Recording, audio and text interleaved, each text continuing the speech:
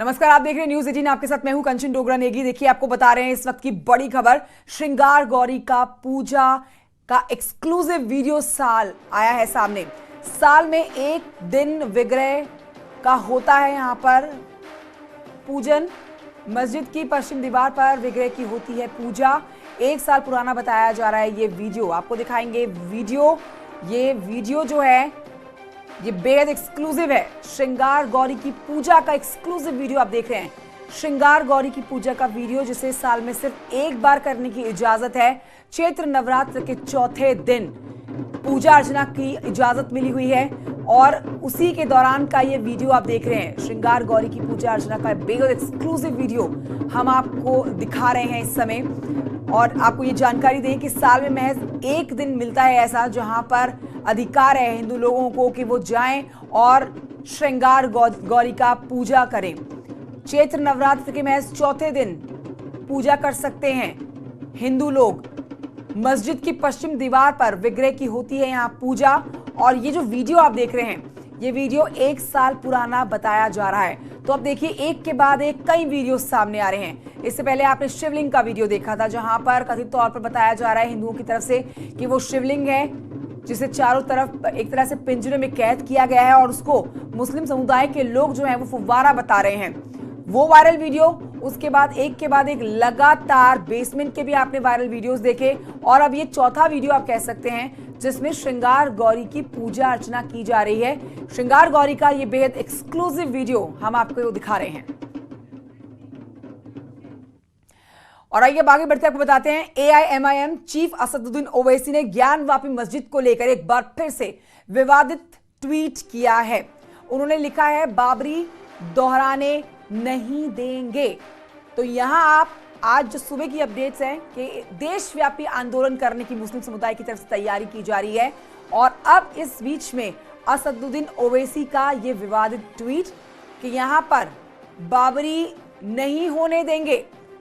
पहले भी असदुद्दीन ओवैसी कह चुके हैं कि बाबरी को जिस तरह से हमारी मस्जिद को हमसे छीना गया, हम ज्ञानवापी में ये चीज नहीं दोहराने देंगे। और उसी को लेकर ट्वीट उनका। मुसलमानों में एक एप्रीहेंशन है, एक डर भी है कि जिस तरह बाबरी मस्जिद को उनसे छीना गया, कहीं इसी तरह से और मस्जिद को ना छीना जाए। तो इसीलिए हम तो ये उम्मीद करते हैं, सिर्फ हमारी उम्मीद जो है कोई सियासी पार्टी से या हुकूमतों से नहीं है, क्योंकि इन सब ने मुसलमानों को ठगा है।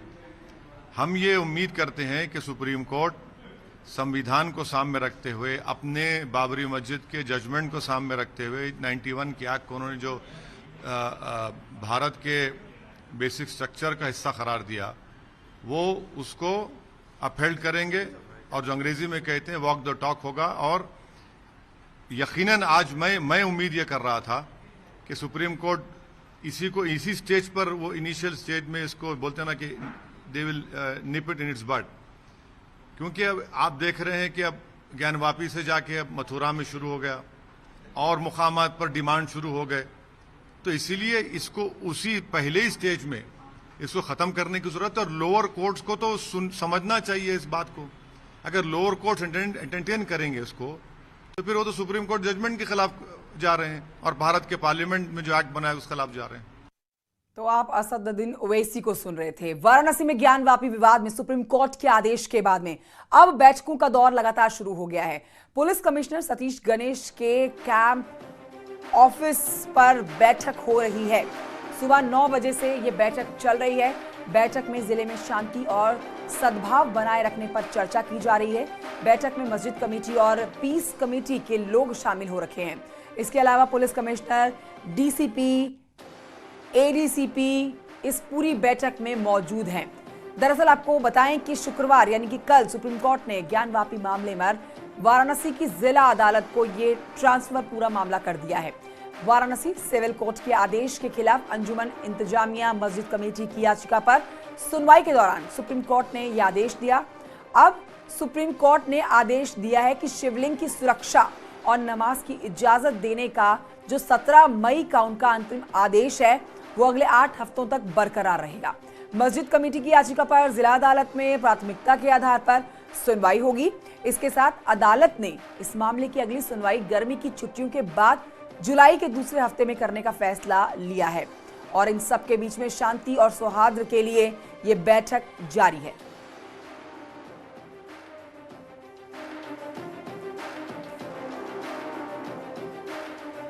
अब देखिए, हमारे साथ वाराणसी से कमिश्नर ऑफिस से मेरे सहयोगी अनुपम मिश्रा जुड़ गए हैं और वाराणसी के अस्सी घाट से हमारे साथ राजीव सिंह मौजूद हैं। सबसे पहले चलते हैं हम अनुपम मिश्रा के पास, क्योंकि वाराणसी के कमिश्नर ऑफिस में बैठक जो चल रही है ये बहुत महत्वपूर्ण अनुपम ये बैठक है, क्योंकि देखिए इनपुट्स ये मिल रहे हैं, खबरें ये आ रही हैं कि कहीं ना कहीं मुस्लिम समाज के लोगों की तरफ से देशव्यापी आंदोलन आगे चलकर देखने को मिल सकता है और इसी के मद्देनजर दिल्ली और उत्तर प्रदेश में हाई अलर्ट जारी कर दिया गया है। यह अलर्ट इसलिए जारी किया गया है कि देश की शांति जो है वो कहीं भंग ना हो जाए। इस समय बैठक चल रही है, आप हमारे दर्शकों को बताइए कि बैठक में क्या कुछ चल रहा है और क्या आगे की तरफ हमें आदेश मिल सकता है।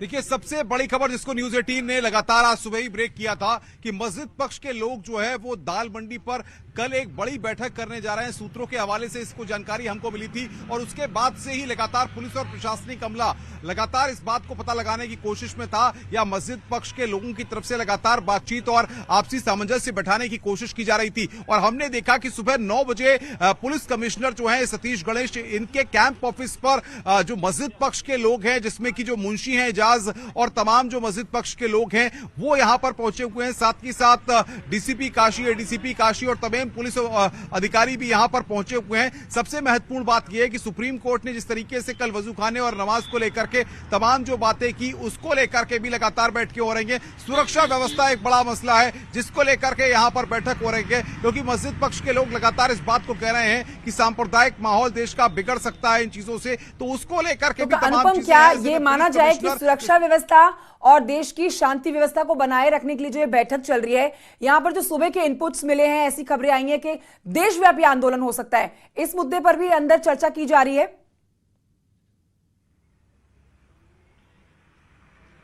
देखिए, सबसे बड़ी बात यह है क्योंकि जाहिर तौर पर सुप्रीम कोर्ट ने अब इस पूरे मामले को जिला जज की अदालत पे भेजा है। जिला जज की अदालत अब इस पूरे मामले की सुनवाई करेगी। 23 तारीख को वहां पर सुनवाई होनी है। ऐसे में पुलिस और प्रशासन किसी भी तरह से चूक नहीं होने देना चाहता है। यहां पर मल्टी लेयर सिक्योरिटी है, जहां तक कि सील परिसर जो है उसकी भी 3 लेयर सिक्योरिटी यहां पर की गई है। तो ऐसे में जो भी मस्जिद पक्ष के लोग हैं उनसे लगातार राय मशवरा पिछले 2 घंटे से लगातार जारी है। सुबह 9 बजे से मैं आपको दिखाऊं कि ये कैंप ऑफिस है जिसमें लगातार पिछले 2 घंटे से यहां पर बैठक जारी है। सतीश गणेश का कैंप ऑफिस और बाहर तमाम अधिकारियों की गाड़ियां खड़ी हुई हैं।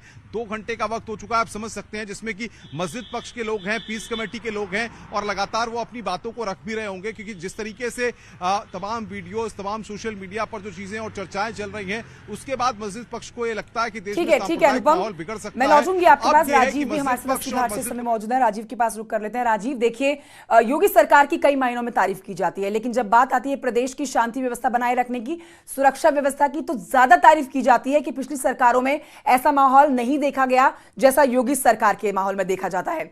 लेकिन आज सुबह जो खबरें आई हैं कि ज्ञानवापी विवाद को देखते हुए पूरे देशव्यापी आंदोलन की खबरें आ रही हैं, उस पर असदुद्दीन ओवैसी का जो अब से थोड़ी ही देर पहले ट्वीट आया है वो पूरे मामले पर तड़का लगाने जैसा साबित हो जाता है, क्योंकि वो कह रहे हैं बाबरी नहीं होने देंगे। मतलब यहां पर उत्तर प्रदेश और पूरे देश में कहीं ना कहीं क्या शांति व्यवस्था खराब करने की, शांति माहौल खराब करने की कोशिश की जा सकती है?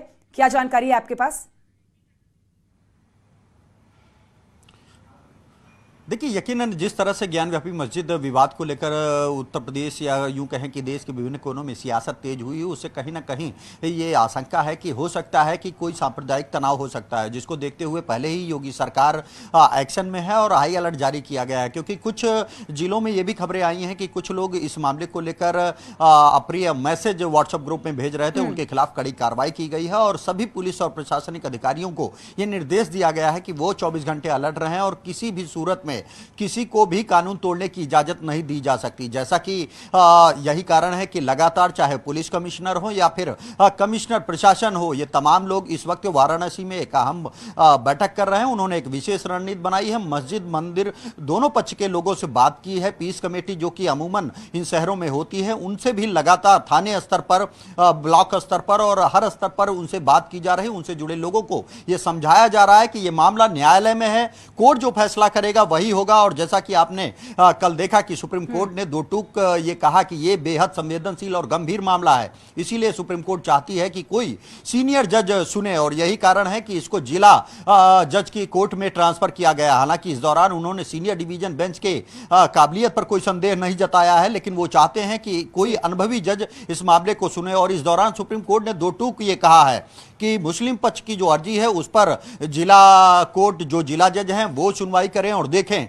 जैसा कि आपने देखा कि मुस्लिम पक्ष द्वारा सुप्रीम कोर्ट में ये एक दलील दी गई थी कि जो उपासना स्थल कानून 1991 है उसके तहत इस मामले पर सुनवाई नहीं की जा सकती, लेकिन सुप्रीम कोर्ट के जस्टिस डी.वाई. चंद्रचूड़ ने एकदम स्पष्ट रूप से कहा है कि अगर हम उस कानून की बात करेंगे तो वो मुश्किल होगा, क्योंकि इस कानून में किसी धार्मिक स्थल की पहचान को ये कानून नहीं रोकता है। ऐसे में अगर ये कहा जाए कि जो डिस्ट्रिक्ट कोर्ट थी उसने गलत सर्वे का फैसला दिया, ये सही नहीं है। ऐसे में अब जिला जज इस सभी मामलों की सुनवाई करेंगे, क्योंकि जिला जज एक सीनियर जज होते हैं, तो ऐसे में एक एक मामले की सुनवाई होगी। हालांकि इस दौरान सुप्रीम कोर्ट ने जो सबसे अहम बात कही है कि जो उसका अंतरिम फैसला था 17 तारीख को, उसमें सुप्रीम कोर्ट ने यह कहा था कि एक और जहां जो विवादित स्थल है, जो वजू खाना है, जिसको हिंदू पक्ष शिवलिंग बता रहा है, उसको सील रखा जाएगा, दूसरी और नमाज की इजाजत दी जाएगी। जो कल सुनवाई हुई उसके बाद जो चीज सामने निकल कर आई, जो फैसला सामने निकल कर आया, वो मुस्लिम पक्ष के हिसाब से बिल्कुल उलट आया, क्योंकि जैसा वो नहीं चाहते थे वैसा उनके हक में सुप्रीम कोर्ट की तरफ से कोई फैसला नहीं आया। वो चाहते थे कि सुनवाई इस पर बंद हो जाए, इस पर सर्वे बंद हो जाए, लेकिन ऐसा कुछ नहीं किया और सुप्रीम कोर्ट की तरफ से अब जिला जज की तरफ ये पूरा मामला ट्रांसफर कर दिया गया है। और अब इसी के मद्देनजर लगातार बैठक भी चल रही है कि देश में और राज्य में, उत्तर प्रदेश में सुरक्षा व्यवस्था, शांति व्यवस्था बनाए रखी जाए। इसको लेकर आप दोनों जानकारी हमारे दर्शकों को दे रहे थे। बहुत शुक्रिया आप दर्शकों का, आप दोनों का दर्शकों तक ये जानकारी पहुंचाने के लिए। तो देखिए, ज्ञानवापी को लेकर देशव्यापी आंदोलन जैसी खबरें आ रही हैं और इसी को लेकर अलर्ट जारी कर दिया गया है। दिल्ली एनसीआर में बड़े आंदोलन को लेकर अलर्ट जारी किया गया है। यूपी और दिल्ली पुलिस को अलर्ट कर दिया गया है। विरोध प्रदर्शन का माहौल बनाने को लेकर यह अलर्ट है। अफवाहों को फैलाकर एक देशव्यापी आंदोलन का अलर्ट जारी कर दिया गया है। इस बीच असदुद्दीन ओवैसी का एक ट्वीट भी आया है जिस पर वो सिर्फ एक लाइन लिखते हैं कि बाबरी नहीं होने देंगे। तो ऐसे इस तरह से ट्वीट जो है मुस्लिम समुदाय के लोगों को आंदोलन करने के लिए और ज्यादा बढ़ावा दे सकते हैं, ऐसी भी खबरें छनकर सामने आ रही हैं। लेकिन अलर्ट पर रख दिया गया है। दिल्ली एनसीआर में किसी तरह की कोई अप्रिय घटना ना घटे, शांति का माहौल ना बिगड़े, इसके लिए पुलिस को रखा गया है अलर्ट पर।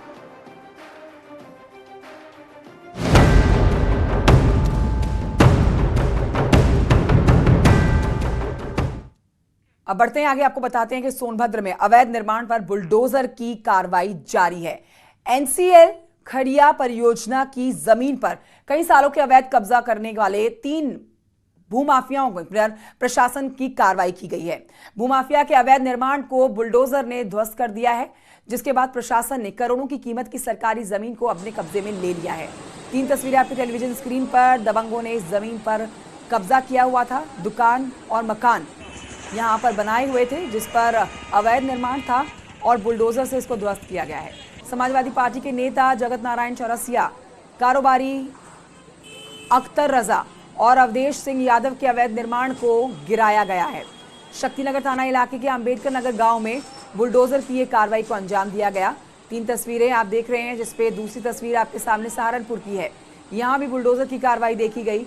बुलडोजर चलाकर दबंग भूमाफियाओं से 40 साल पुरानी खेतों की जमीन को सड़क कब्जा मुक्त कराई गई है।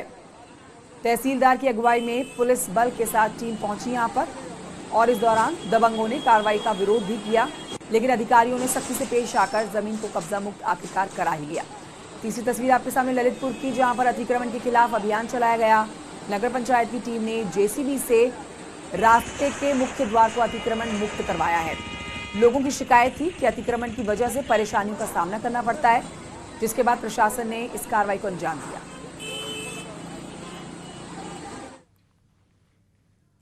आगरा से खबर, रक्षा मंत्री की इमरजेंसी लैंडिंग की गई है। देर रात रक्षा मंत्री के विमान की इमरजेंसी लैंडिंग हुई है।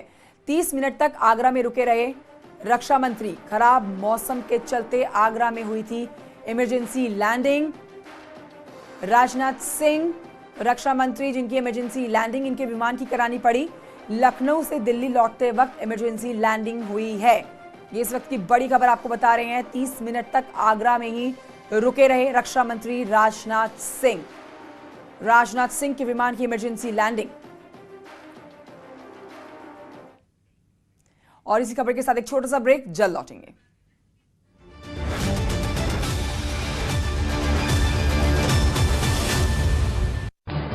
इस न्यूज हेडलाइंस के प्रायोजक पेट सफा आयुर्वेदिक जूस। पेट सफा, हर रोग दफा।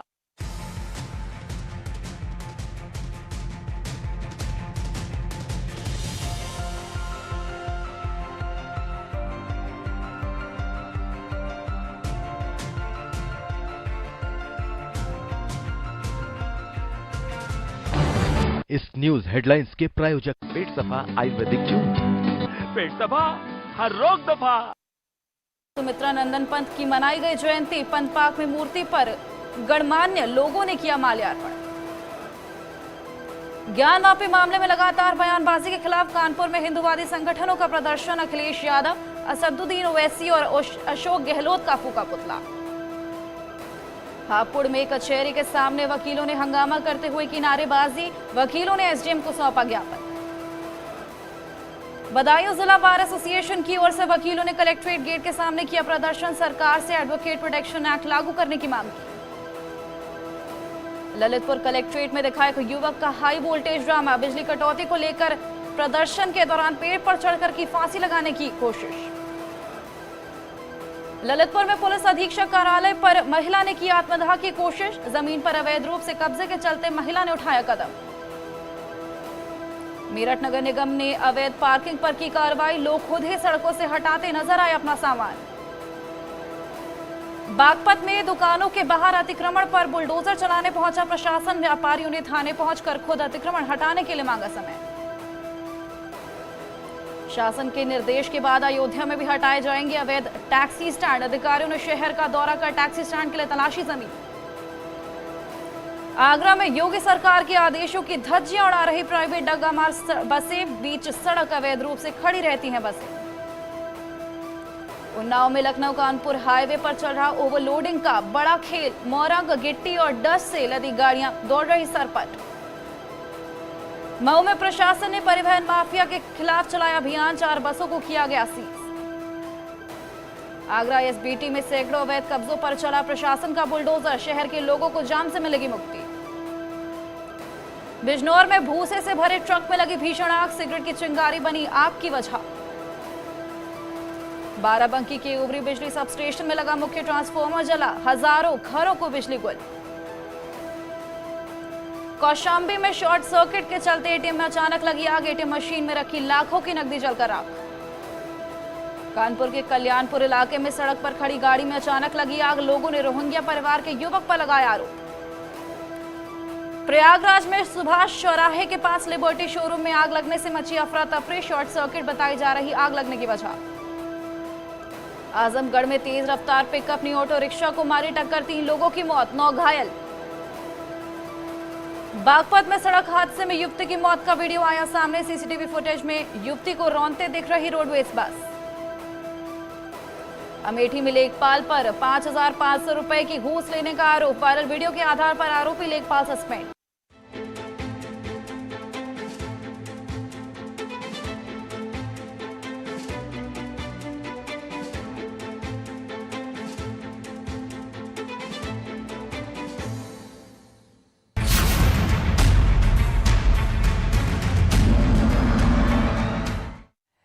तो शनिवार हादसों से भरा दिन है। एक एक करके आज के हादसों की तस्वीर और खबरें आप तक पहुंचाते हैं। बहराइच से खबर सबसे पहले, जहां भीषण सड़क हादसा हुआ। हादसे में 3 लोगों की मौत हुई, 16 लोग घायल हुए। 4 घायलों की हालत चिंताजनक बनी हुई है। यहां पर टैंकर और पिकअप वैन में जोरदार टक्कर हुई है।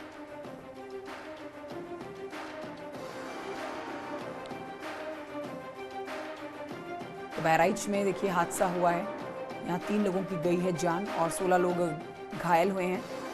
पिकअप वैन और के बीच में जो टक्कर हुई है, टक्कर इतनी जोरदार रही कि आप देख सकते हैं कि गाड़ी के परखच्चे उड़ गए हैं।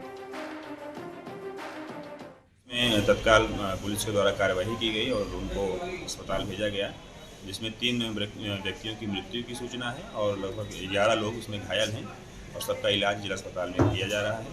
आगे जो सूचना होगी वो बताई जाएगी। एक और हादसे की खबर फिरोजाबाद से, जहां पर रफ्तार का कहर देखा गया है। डिवाइडर से टकराने के बाद बस पलटी है यहां पर और इस पूरे हादसे में ड्राइवर की मौके पर ही मौत हो गई, जबकि 23 यात्री घायल हुए हैं। आगरा लखनऊ एक्सप्रेस वे पर यह हादसा हुआ, हरियाणा जा रही थी बस।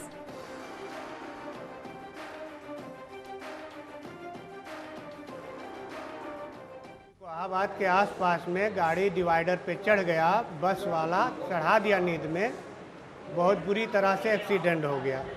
हमारे लोग 8-9 लोग थे, सब के सब घायल हुए हैं। लगभग सभी यात्री कितने घायल? हाँ, सभी लगभग सभी यात्री घायल हुए हैं। जो भी थे उसमें 50 से 60 या 70 थे, सभी लोग घायल हैं। और आज एक्सीडेंट्स की खबर में एक और खबर आपके सामने, उन्नाव से, जहां लखनऊ से कानपुर जा रही बस पुल से नीचे गिर गई है। लखनऊ कानपुर हाईवे पर यह हादसा हुआ है और ये एक्सीडेंट बेहद जबरदस्त था। 3 तस्वीरें आपके सामने, 3 खबरें, 3 सड़क हादसों की खबरें आप देख रहे हैं। उन्नाव, बलरामपुर और जौनपुर में ये हादसे हुए हैं। कई लोगों की जान गई है और कई लोग घायल भी हुए हैं इन हादसों में, जिनका अस्पताल में इलाज भी चल रहा है।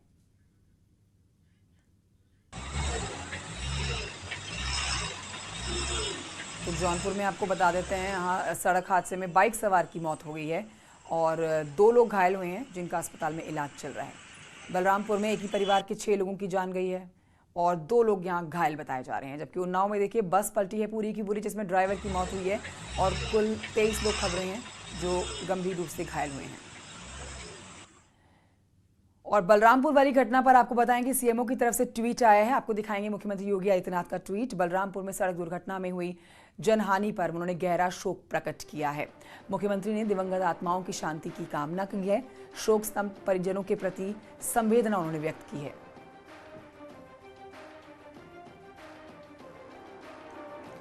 इस बीच महाराजगंज से भी खबर आई कि यज्ञ स्थल पर हादसा हुआ है। यज्ञ स्थल पर गिरी है टावर की दीवार, 2 साधुओं की मौत हुई है, जबकि 1 महिला साधु घायल हुई हैं।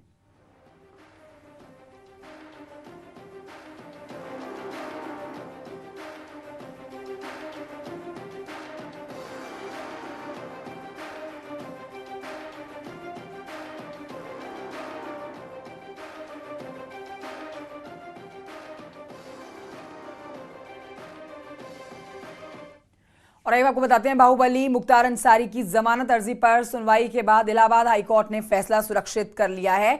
अब 31 मई को अदालत अपना फैसला सुनाएगी। बाहुबली मुख्तार अंसारी पर विधायक निधि के दुरुपयोग का आरोप है। मुख्तार अंसारी पर स्कूल के कमरे बनवाने के लिए स्वीकृत कराई गई रकम को उसका दुरुपयोग करने का आरोप है। स्कूल निर्माण नहीं हुआ, ये आरोप लगे, सरकारी पैसे का दुरुपयोग हुआ है, ये गंभीर आरोप इनके ऊपर है। देखिए, आज जिस मामले में मुख्तार अंसारी पे आरोप था कि उन्होंने विधायक रहते हुए अपने निधि से 25 लाख रुपया एक विद्यालय को दिया था मऊ में, उस मामले में एक अपराध दर्ज हुआ था और उसमें आज जमानत पर सुनवाई हुई थी। तो जमानत की सुनवाई लगभग 2 घंटे हुई। हमारी तरफ से पूरी बहस हुई, उसके जवाब के लिए सरकार की तरफ से अपर महाधिवक्ता आए थे MC चतुर्वेदी साहब, उनकी तरफ से भी बहस हुई। दोनों तरफ से बहस को सुनने के बाद अदालत ने अपने फैसले को सुरक्षित कर लिया और 31 मई को फैसला सुनाए जाने की तारीख भी नियत कर दी। एक छोटे से ब्रेक के लिए रुकना होगा, जल्द लौटेंगे।